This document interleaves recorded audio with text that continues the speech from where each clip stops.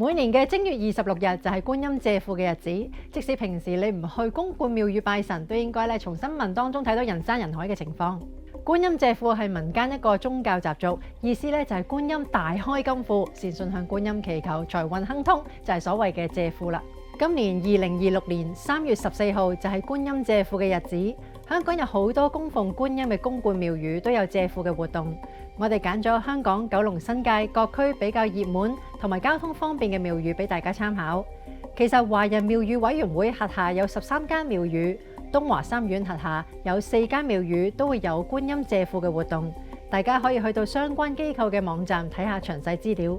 好啦，至於去觀音借庫嘅時候要準備啲咩呢？大家去禮拜觀音嘅時候可以準備簡單嘅鮮花同埋生果。咁另外都可以按照習俗準備觀音嘅衣寶。大家去之前可以喺衣紙鋪買定啦，又或者去到廟宇附近都應該好容易買得到嘅。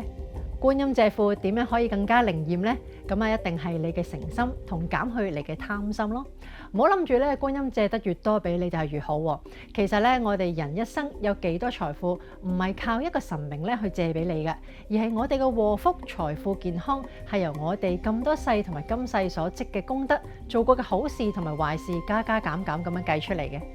如果係咁，你可能會問：咁我哋去觀音借庫有啲咩用啊？道教神明慈悲，包括觀音。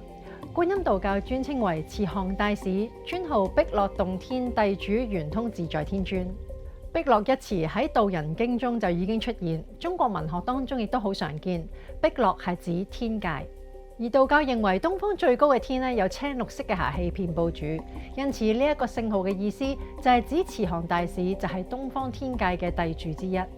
而圓通嘅意思就係指觀音具有6根圓通嘅能力，佢嘅眼、耳、鼻、舌、身、意都擁有其他5根嘅能力，佢能夠用耳去觀察世間嘅音聲，所以經典當中就提到，當眾生受到種種苦難嘅時候，只要誦念觀世音聖號，觀世音就會觀其音聲，救助我哋於危難之中。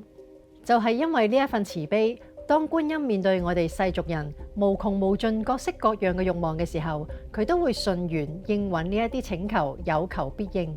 觀音其實更加希望以呢一種方法等我哋明白慈悲行善積德先至係最重要，所以大家向觀音借庫嘅時候，最重要係有一份感恩神明、尊敬神明嘅心，仲要做多啲對其他人有利嘅事，將觀音慈悲嘅精神喺人世間傳開去。今集同大家分享到呢一度，如果你都中意我哋嘅節目，希望你能夠多留言、多分享，同我哋一齊將大道傳得更遠更廣。亦都歡迎大家以不同嘅方式支持我哋嘅營運開支，一同共弘大道。